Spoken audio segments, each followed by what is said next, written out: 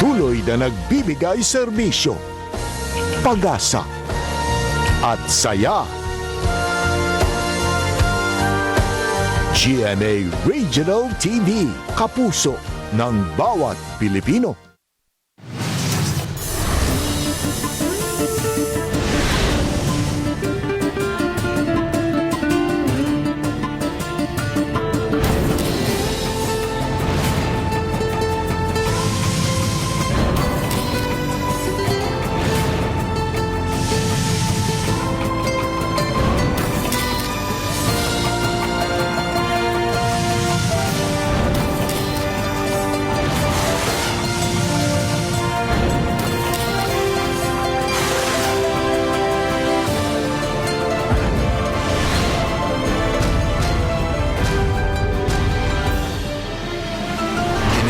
GMA Regional TV, Balitang Bisdak.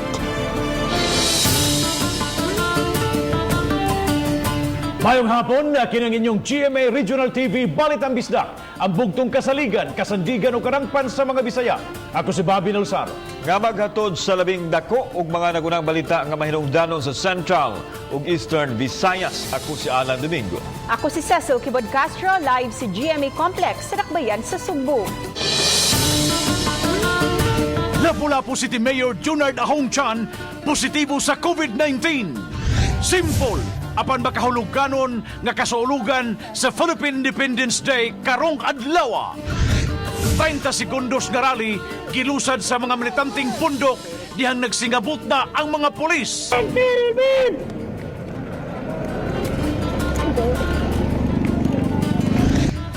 Police Station 5 sa Mandaue City, gi-lockdown kay dunay dinakpan nga COVID-19 positive. Kung ang naandan ang pagkaaligre sa public beach resort sa Talisay City matag holiday, karon nagmingaw. Pahimangno sa pag-asa nga nisod na ang ting-uwan. Sobring pahimangno sa BIR sa mga online sellers, magparehistro na o mubayad gyud og buhis. Laing kapin sa usa ka gatos ka masustansyang regalo na usab ang hatod kaninyo sa GMA Regional TV.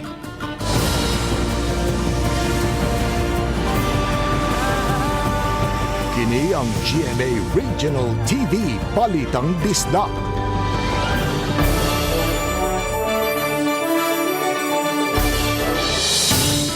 Tungod sa lagda sa Interagency Task Force, kasulugan sa adlaw sa kaugalingan na himong yano lang. Samtang mga COVID warriors sa Lapu-Lapu City may handom usab sa adlaw sa kaugalingnan. Lapu-Lapu City Mayor Junard Ahongchan, adunay video message subay sa maong kalihukan. Siluan mayroon din sa report. Kailangan unta namo ang kausbawan, ang matuod nga kalinaw ug kagawasan. Gisugdan ang kalihukan sa usa ka pag-ampo nga gipanguluhan ni Reverend Father Zachary Honorio Zacarias. Human sa Santos nga misa, gisunod usab dayon ang flag racing.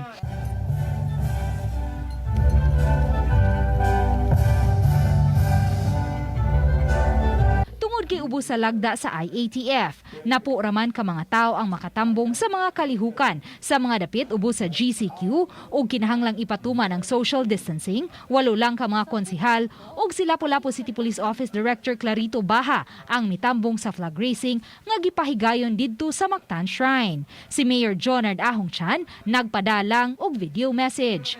Samtang ang ikaduhang flag racing gipahigayon sa Lapu-Lapu City Hall uban ang mga department heads.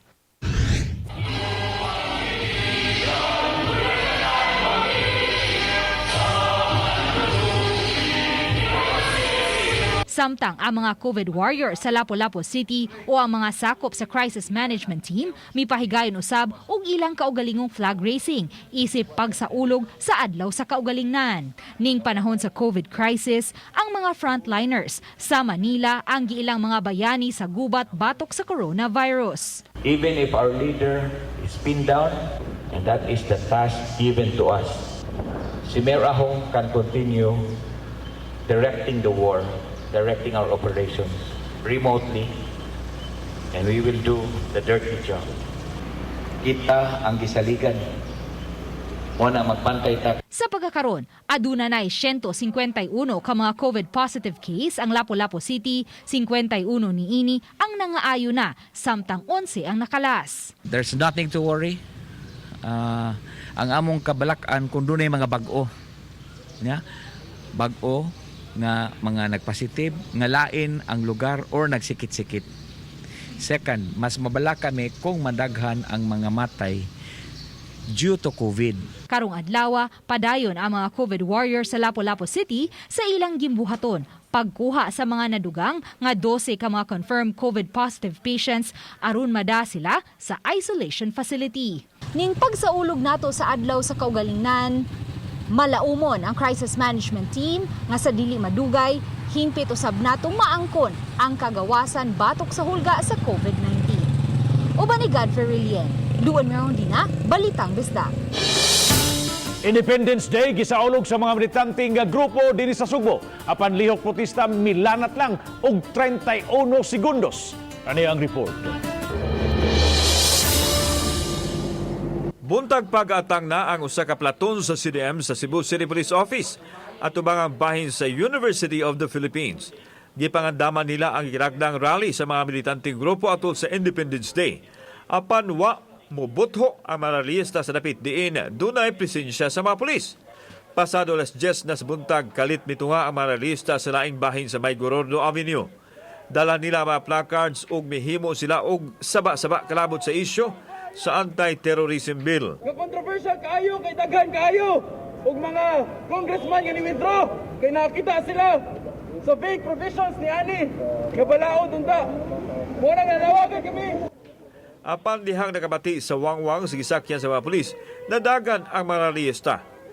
Taon-taon, may patimaw ang ilahang convenor nga nag-inusara kinsa may pasabot nganong nanagan sila. Ang atong mga progresibo nga mga grupo kauban ang Movement Against Tyranny, ang All UP Academic Employees Union wala magpasindak, wala magpahadlok niini. So gidisenyo na to in such a way nga lightning ang forma sa atong protesta. Samtang ipasabot ni Police Colonel Cedric Tamayo nga dili nila dakpon ang mga rallyista ug hatagan nila kahigayonan nga makapakita og mga dokumento sa ilahang gipahigayon nga kalihukan. Bangod anang gina-implement na tong 1133 to, that is also a protection for them. Kay kung musobra sila napulo, may violation. Paano karon kay kana sila dili man tanan magsilingan na? Paano karon kung ang isa nila ka member na COVID? We cannot say so nga COVID-free sila.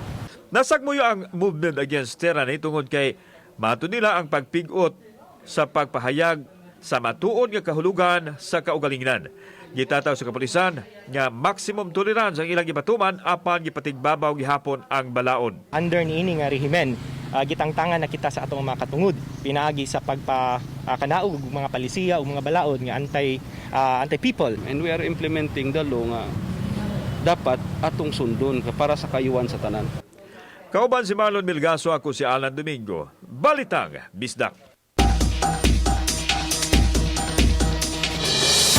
Lapu-Lapu City Mayor Junard Ahong Chan nagpositibo sa COVID-19. Negatibo hinoon ang iyang pamilya ug uban niyang mga staff. Apan nagpositibo ang usa sa iyang driver ug bodyguard. Si Luan Merondina sa report. Way lipod-lipod nga gikonpermar ni Mayor Junard Ahong Chan nga nagpositibo siya sa COVID-19. Gipublikar sa mayor ang resulta sa swab test sa iyang social media account o gipahibaw atol sa flag racing ganihang buntag. Nalipay lang po ko nga ang the entire family, especially ako mga anak, gagmay pa, nakoy gamay nga 9-year-old boy, at least negative na sila. So, okay lang na ako nag-positive. Total, this is part of my work. Matod sa mayor, posibleng mihuyang ang iyang resistensya tungod ning pagtugot na sa IATF nga mamahimo nang makaduwa sa mga non-contact sports sama sa tennis sa gunsun siyang nagduwa og tennis matag human sa iyang trabaho sa City Hall. Dugang niya ang ayan gayud nga lig-unon ang resistensya sa matag usa ug dili mo kumpiyansa matag higayon nga tangtangon ang face mask. Sometimes maabtanta sa paniud to o panihapon sa gawas, so we can join together. At that time, ana na nato matangtang ang atong face mask while nagkaunta. So there's a big possibility nga basin dito na-transmit ang maong disease, no? Subay ni ini, miduso na og leave of absence ang mayor sugod karong adlaw, samtang si Vice Mayor Celsi Sitoy na ang magsilbing OIC sa City Hall, samtang nagpaalin pa si Chan. Follow lang ta sa law on succession sa any temporary vacancy sa sa office of the mayor. So since on leave siya, kinahanglan siya magpaayo. So si Vice Mayor Celsi will be acting mayor effective today. Sa pagkakaroon, gipadayag sa mayor nga nawa na ang iyang hilanat ug maayo na ang iyang pamati. Apan gikinahanglan siyang mag-self-isolate sulod sa 14 ka adlaw sa dili pa subling ipaubos sa swab test. Uban ni Godfrey Rilien, Luan Mirondina, Balitang Bisdak. 62 anyos nga kawani sa Cebu City Government namatay tungod sa COVID-19. Samtang konsihal na alarma sa pagsaka sa mga namatay sa mga Pinoy-anan. Ania ang report.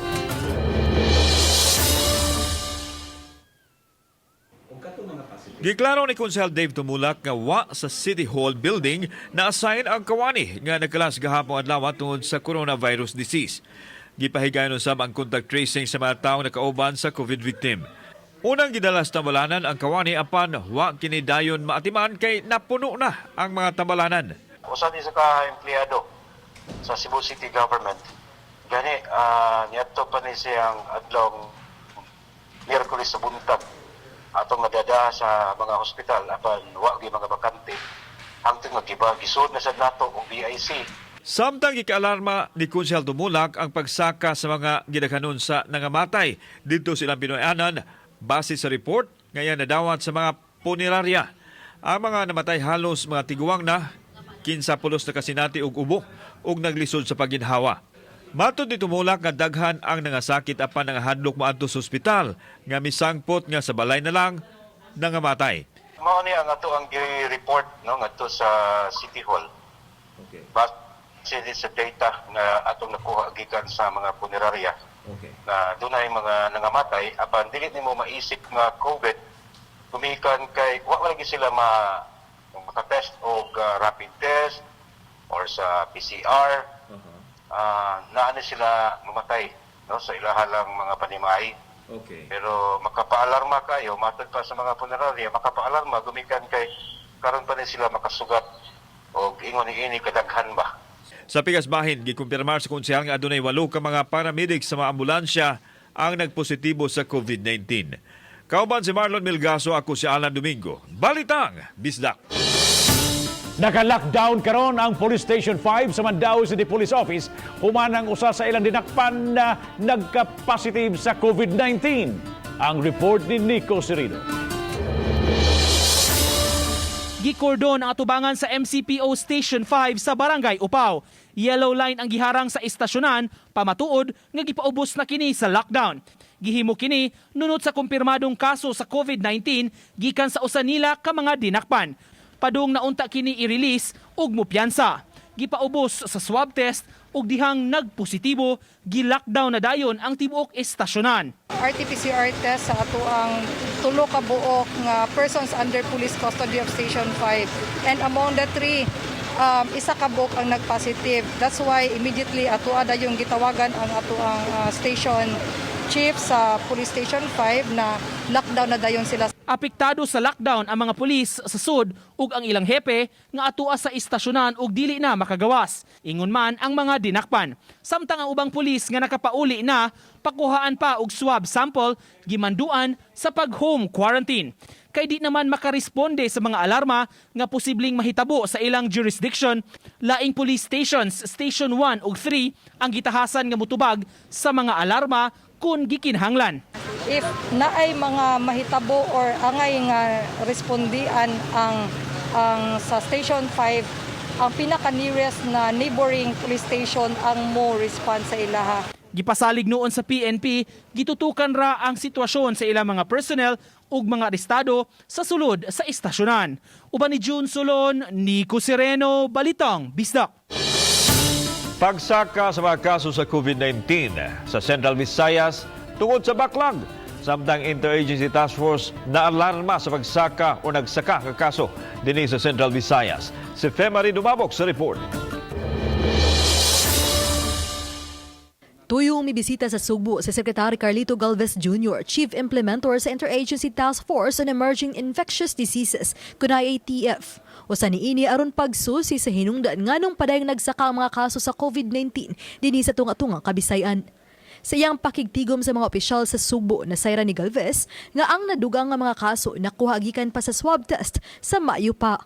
Ato sa virtual press conference gahapon sa hapon, ilang gitugan nga nasabutan ang pagpatuman sa nagkalanlaing estratehiya sama sa dinaliang swab testing aron dili magdugay sa mga tambalanan kun naayo na. Abagan usab sa kagamhanan ng mga pribadong tambalanan alang sila magkinahanglan aron makahimo dayon sa dinaliang testing, pag-isolate sa mga nagpositibo, pagpatambal kanila og ang pagpahigayon sa contact tracing. We will make a protocol na magkakaroon ng tinatawag na certification that he is already COVID-free. Huwag nating magkaroon tayo ng discrimination. We have noticed an increasing number of symptomatic cases that we need to really address. It also corresponded with an increase in the number of admissions in our hospitals. We still have a lot of beds available. It's really more of the COVID beds that are being filled up. Subay niini gipahibaw sa DOH-7 nga way mabalibara ng mga ospital kay magamit naman ang quarantine facility sa Dakbayan sa Sugbo diya sa may North Reclamation Area nga maka-accommodate og 160 ka mga pasyente ug ang Bayanihan Field Center sa IEC nga dunay 130 ka bed capacity. Dala ni Galvez og Secretary Vince Dizon ang ubang mga gamit sa laboratory sama sa 10,000 ka mga testing kits. Samtang tukion sa kauluhan ang unsa may data nga nakuha sa IATF sa Central Visayas ug base niini si Presidente Rodrigo Duterte na ang mopahibaw sa quarantine status sa rehiyon ilabi na sa Sugbo sa Hunyo 15. Pinapunta ko dito ni Secretary Anyo at saka ni Secretary Duque para ma-evaluate para at least hindi po tayo magkamali ng recommendation. Uban ni Cleofer Lumayag, ako si Family Dumabok, Balitang Bisdak. Dula na sa 1,000 ka mga tricycle sa Dakbayan sa Talisay nahatagan og permit to operate. Apan mga PUJ did-an pang makabiyahe. Silian Singkulan sa report. Sa pagtugot sa Talisay City Hall, aron tuguta makabiyahe ang 966 ka mga tricycle, gidugangan ang health protocol isip rekisito. Apan gibutyag ni Joy Tumulak, head sa City Toda, nga kun ugaling daghan nagyud umusubra ang mga tricycle sa Dakbayan, posibleng may rotation silang pagahimuon. Sa ingon ini nga pamaagi, parehong malimitahan ug mahatagan og kahigayunan nga makabiyahe ang ubang mga tricycle drivers base sa ilang gikadaktang biyahe. Maobserbahan man nato nga nanubra ra kayo ang unit, dili ang tanan mo nakasakay kay gamay ra yung pasahero, labi na gid karon nga gamay pa kaayo ang nanggawas. So ug moabot kani ng puntuha nga nanubra ang tricycle, that's the time nga mong i-implement ang rotation. Samtang gitigom usab sa City Toda ang pipila ka mga PUJ drivers sa Dakbayan. Gipasabot ang mga PUJ drivers sa rason nga nung dili una sila tugutang makabiyahe. Hinuon gitanyagan sila nga mamahimong mo-apply isip mga driver sa modern jeepneys ug konduktor. Gidugang usab sa kagamhanan sa Dakbayan nga lakip ang mga pamilya sa drivers nga mahatagan gayud sa tag 25 kilos nga bugas. We will prioritize them and appeal man sad sila sa katong maybe hopefully next week sugdan or maybe 2 weeks from now ang bugas na ihatag sa tanan families here in the city. Uban na rin natin Quiñones, Lian Singkulan, Balitang Bisdak.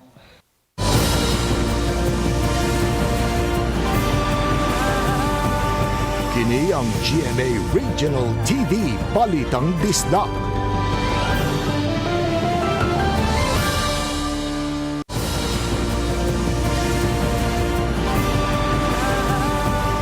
Kini ang GMA Regional TV Balitang Bisdak. Bureau of Internal Revenue, BIR Central Visayas sa mipahinumdom sa mga online sellers nga muparehistro gyud ug mugbayad sa buhis. BIR mipahibaw nga magsugod na ang ilang pakisusi sa mga online sellers. Si Faye Maridubabok adunay live report. Fam.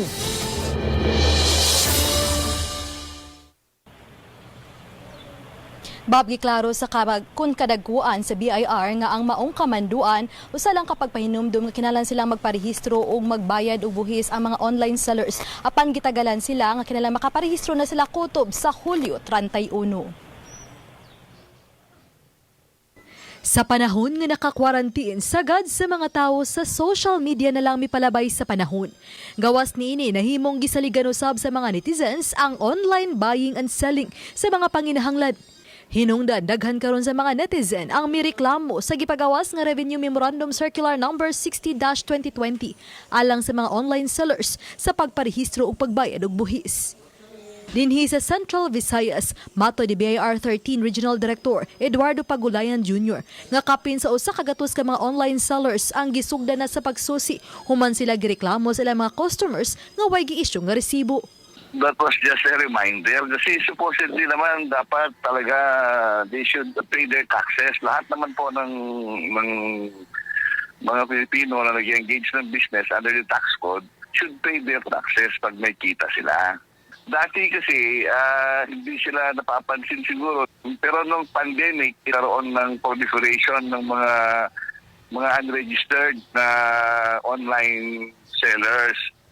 Giklaro sab ni Pagulayan nga mga online sellers nga nikita gubos sa 250,000 pesos sa usa ka tuig ang exempted sa pagbayad sa buhis. Apan kinahanglang magparehistro. Samtang pahinumdum usab ni Pagulayan sa tanan nga karong Lunes ang deadline sa pagduso sa mga income tax return ug uban pang bayaran ng buhis. Giyawhag niya nga subayon lang ang mga Revenue Regulation No. 11-2020 ug 12-2020 alang sa giya. Ugawag usab niya nga mas maayong himuon nga online ang pagduso niini aron dili maghuot diya sa ilang mga buhatan. Bisitahon lang ang bir.gov.ph alang sa dugang guidance. Kasi kailangan ng gobyerno natin yung ipanggastos. Kaya nga nakikiusap ako sa mga kababayan natin na tumulong tayo para sa bayan. Total Independence Day ngayon, di ba? So the best way to express yung pagka-patriotic natin is to pay yung correct taxes. Gipangandaman na sa BIR offices sa rehiyon ang pagdagsa sa mga moduso sa ilang ITR karong Lunes. Higpit usab kay patuman ang health protocol. Babgitugan ni Pagulayan nga sa Enero hangtod sa Abril labaw sa 28.30% sa ilahang target collection ng ilang nakolekta apan sa Mayo tungod sa epekto sa pandemya ni us-us kini 80% na lang sa ilang goal ang ilang nakuha. Apan positibo gihapon sila nga makuha o labaw pa sa 34 billion pesos nga ilang target collection ang makuha ning tuiga. Bob, thank you so much, Faye Marie Dumabok sa imong live report.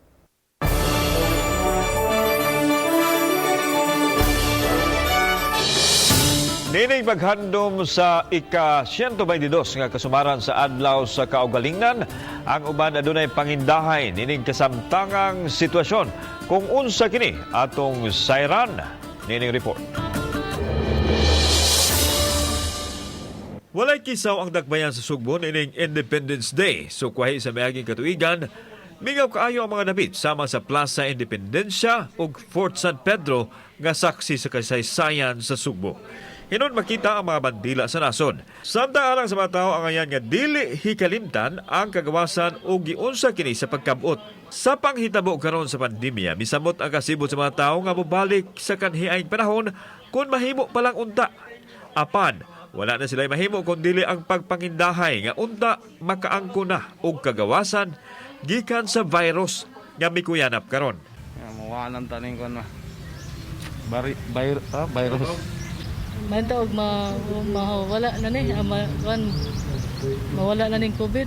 Kung nagkaiusa kaniadto anang sa pag-angkon sa kaugalingnan sa nasod, mas maayo kuno nga himuon kini aron makalabang sa suliran nga nasinati karon sa nasod. Celebrating Independence Day, siyempre kita bilang as the word itself nga Independence Day, we have the freedom being Filipino. Dini sa Plaza Independencia usani sa nahimong saksi sa atong kasaysayan sa pag-angkon nato sa ato ang kaugalingnan. Nining moderno nga panahon panghinaot sa ato mga kaigsuonan nga unta makaangkon kita ug kagawasan sa problema nga atong giatubang karon. Kauban si Marlon Milgaso, ako si Alan Domingo. Balitang Bisdak. Sagad sa mga public beach, hugupan gayod matag panahon nga holiday. Apan karong tuiga, lahi ang nahitabo. Atong sayran sa report ni Lian Sinpulan. Kaniadto, ingon niini kadaghan ang mga tawo nga mga ligo sa Larawan Beach matag holiday. Apan kaganihang buntag, si Wency Zamora lang ang nagbinugto nga miubog sa baybayon. Apan dili maligo, kay igo lang magkuha og tubig sa dagat gamit ang galon nga iyang gibitbit. Matod ni Wency nga kaniadto uban ang iyang uyuan nga may balatian ang magdungan og pangaligo sa dagat aron usab nga malubong ang iya mga tiil ilang sa bas. Apan karon, gumikan sa hulga sa COVID-19, magkuha na lang siya og dagat aron maoy ikaligo sa iyang uyuan. Manam, likay lang dadaan ba? Man, kuha na lang og dagat. Sugo ra man sa migod kay para kuha makaligo sa among masakit to noon. Apan hinuon may uban nga galakaw-lakaw lang sa Larawan Beach. Matod sa caretaker sa maong public beach, nga way cottage, mga lamisa ug mga bangko usab ang ilang gipaabangan karon. Gani mismo ang ila mga lamisa ug mga lingkuranan nga gipaabangan kaniadto ila pagihapong gihipos. Wa sa mi dawat og customer dire. Kay manangit sa mi dito sa unsay kon sa munisipyo sa among mayor dire. Wa pa may katugot. Di wala sa mi wa gyud may mga blina. Bisag nay among suki dire maglamisa amo gyud malibaran. Gawas nga mingaw ug walay nangaligo dinhi karon sa Larawan Beach. Kusog usab ang hampak sa mga bawd, gumikan sa panahon. Ug bisan usab nga medyo baworon, may uban usab nga may risgo aron lang manginabuhi ning panahon sa pandemya. Samtang sa Silingang Beach sa Larawan, may uban hinuon ang nangaligo kaganihang buntag. Uban ni Renate Quiñones, Lian Singkulan, Balitang Bisdak.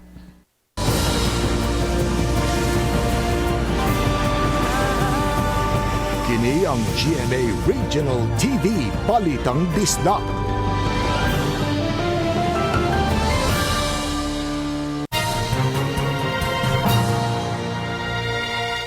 Ngayong hapon, kinatong latest weather update. Karong adlawa, June 12, 2020, officially na nato gideclare ang onset ng rainy season or tag-uwan sa Pilipinas.